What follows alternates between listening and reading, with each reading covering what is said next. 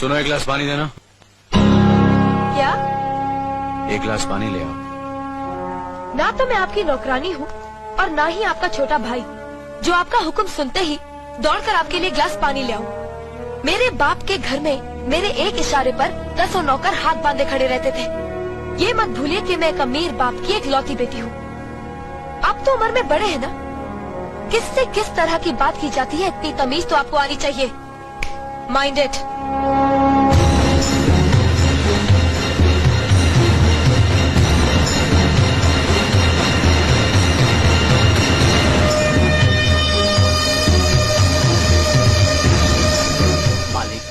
छोटी बहू की बात का बुरा मत मानना, नादान है, बच्ची है। गलती हमारी है मुनीम जी। हमने ऐसी लड़की को काम करने को कहा जिसे काम करने की आदत ही नहीं है। बड़े भैया पानी। नकुल, वो ट्रैक्टर रिपेयर करवा लिया ना? जी करवा दिया।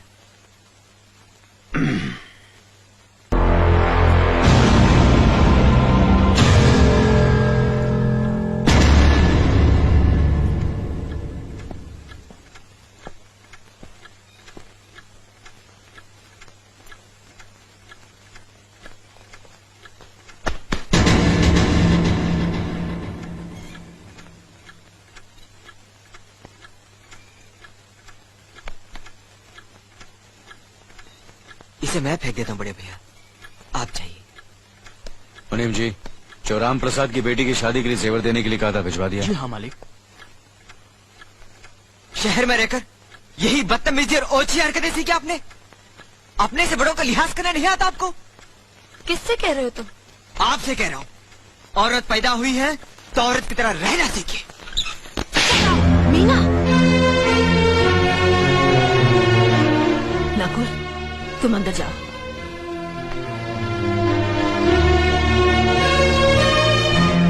पागल हो गई हो तुम? औरत होकर एक मर्द पर हाथ उठाती हो? इतनी ऊंची घराने की बहू होकर ऐसी नीच हरकत, शर्म नहीं आई तुम्हें? कौन सा ऊंचा घराना? ये जहाँ सिर्फ एक आदमी राजा है और बाकी सब उसके गुलाम। मीना, चिल्लाइए मत। आप मेरी सास नहीं है। जिस तरह आप इस घर की बहू है वैसे मैं भी हूँ। बहू हो तो बहू की मर्यादा में रहो। मर्यादा की रस्सी में तो आप जैसी जाहिल और गवार औरतें बनती हैं। मुझ जैसी पढ़ी लिखी मॉडर्न जमाने की लड़की नहीं। Uneducated idiots. Excuse me.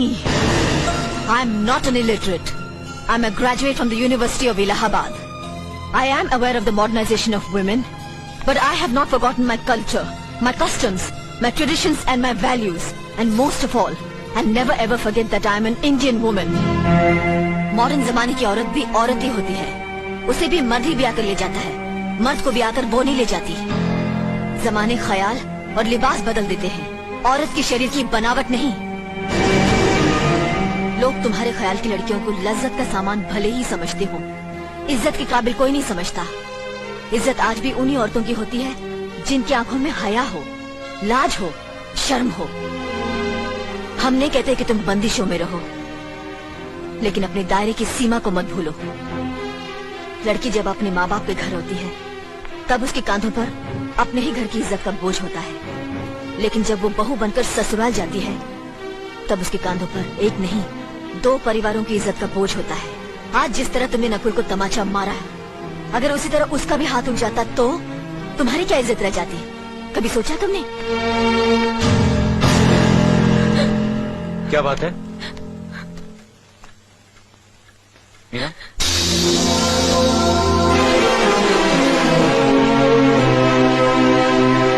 क्या हुआ भाभी? हाँ, कुछ नहीं। मीना कह रही थी कि उसे खाना बनाना नहीं आता। हमने सोचा कि 2-4 खरी खोटी सुनाने से ही सीखेगी, तो सुना दिया। बस रोने लगी। क्यों अर्जुन, हमें तुम्हारी बीवी को डांटने का भी हक नहीं? क्यों नहीं, आप हमारी भाभी माँ हैं। आप मार सकती हैं, डांट सकती हैं, कुछ भी कर सकती हैं।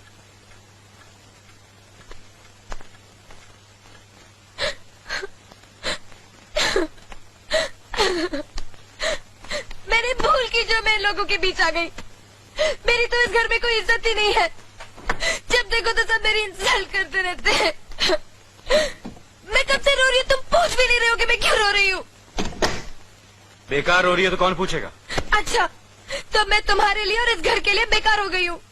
अरे बेकार तो तुम हो गए अपने परिवार के बीच में रहकर। मैं कब से बोले जा रही हूँ और तुम हो के सुन ही नहीं रहे हो।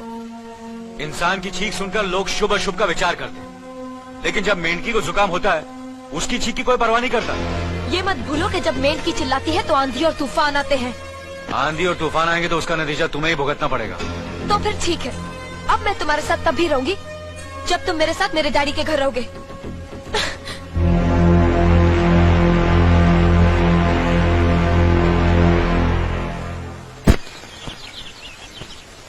हमारी मीना बहुत प्यारी बच्ची है, लेकिन उसमें अभी भी बचपना है। हमारे तौर तरीकों को नहीं जानते है ना, लेकिन आहिस्ता आहिस्ता हम उसे सब सिखा देंगे।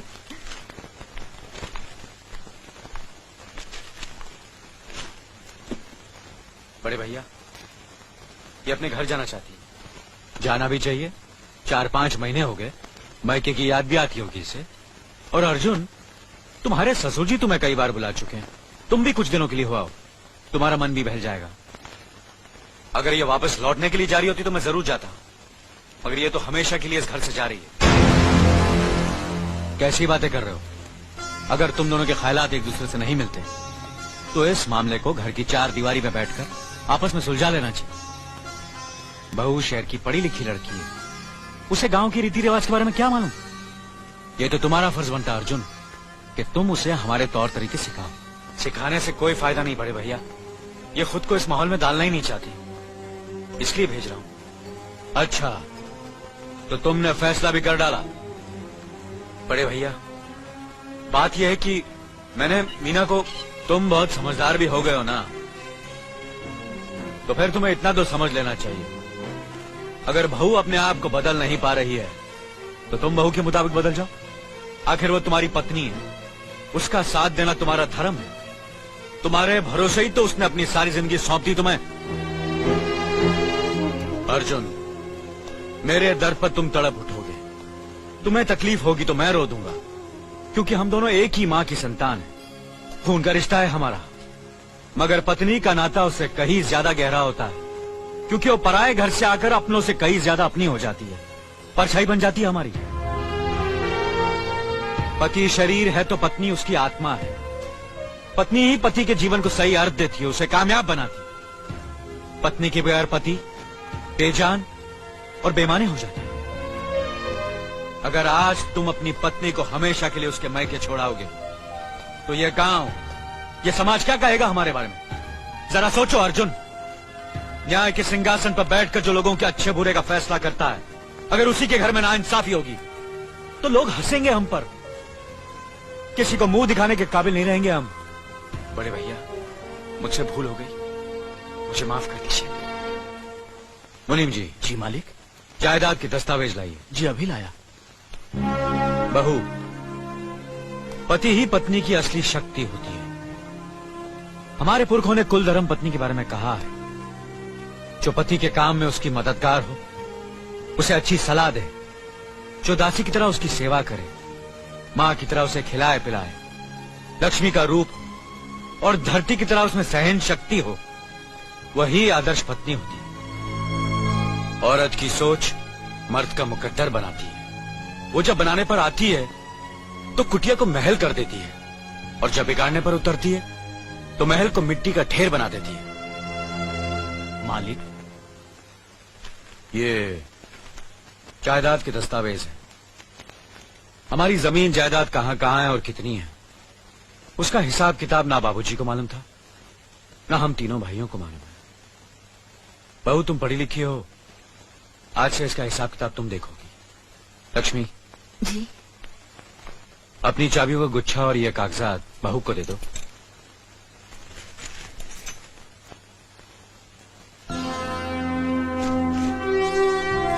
आज से तुम इस घर की मालकिन हो।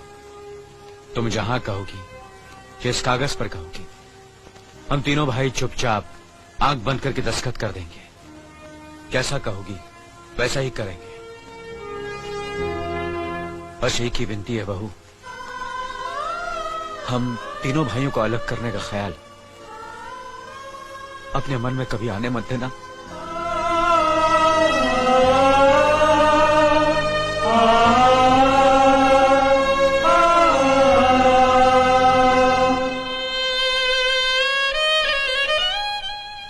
अच्छा किया तुमने बहू, बहुत अच्छा किया।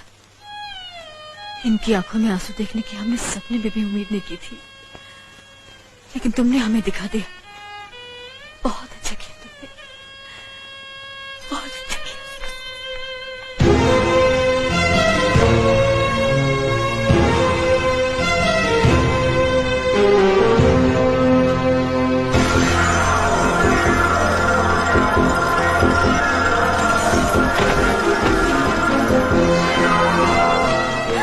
मीना, मीना, क्या हुआ बहू? मीना, मनी जी जल्दी से डॉक्टर को बुलाइए।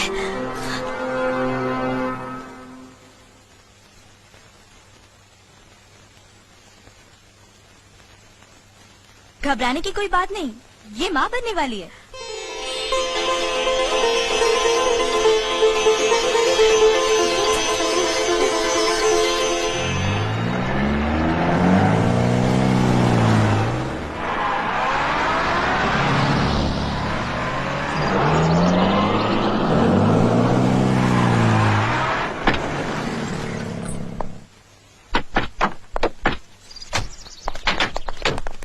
आप लोग यहीं ठहरिए, मैं ठाकुर साहब से मिलकर आता हूँ।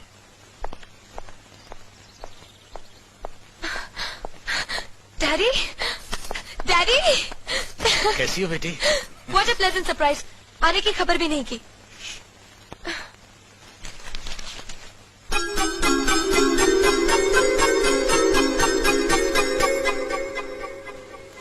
ठाकुर साहब, पाए लागू।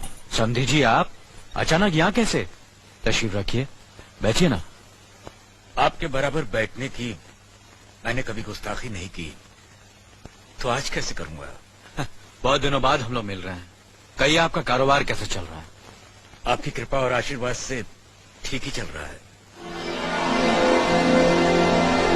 दिल्ली में इंडस्ट्रीज मिनिस्टर के साथ कब की अपॉइंटमेंट ली है? कल सुबह 11 बजे सर। इनकम टैक्स केस का वकील ने कहा है कि 15 तारीख की हियरिंग में मामला क्लियर हो जाएगा। आज एक्सपोर्ट का माल जापान के लिए जहाज से रवाना हो जाएगा ना? जी हाँ सर। नमस्ते ठाकुर साहब। नमस्ते नमस्ते नमस्ते। अरे दीनानाथ जी, आप लोगों ने यहाँ आने की तकलीफ क्यों की? मैं आपकी संस्था के लिए गवर्नर साहब से बात कर चुका हूँ, आपका काम हो जाएगा। धन्यवाद, बहुत बहुत अरे गोपीनाथ जी, होम मिनिस्टर ने वादा किया कि आपके भाई का ट्रांसफर जल्दी ही हो जाएगा। Thank you sir. Daddy, good morning daddy. Good morning my child. आप कहीं जा रहे हैं क्या? हाँ बेटी, एक जरूरी काम से दिल्ली जा रहा हूँ, अपना ख्याल रखना।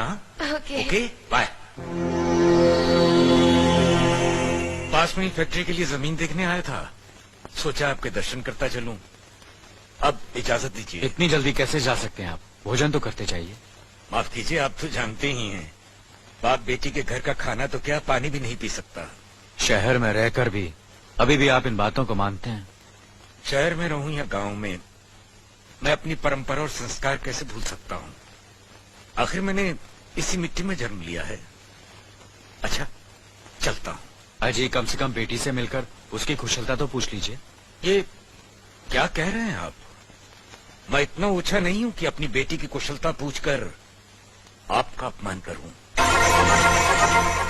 ठाकुर साहब, ये तो मेरी बेटी का सौभाग्य है कि वो इस मंदिर जैसे पवित्र घर में बहू बनकर आई, और फिर आपकी छत्र छाया में तो वो कुशल हो गई है। राम राम। राम राम। बेटे, जिस तरह तुम मैके में चहकाती रही हो ना, वैसे ही अपनी ससुराल को भी महकाती रहना। जी।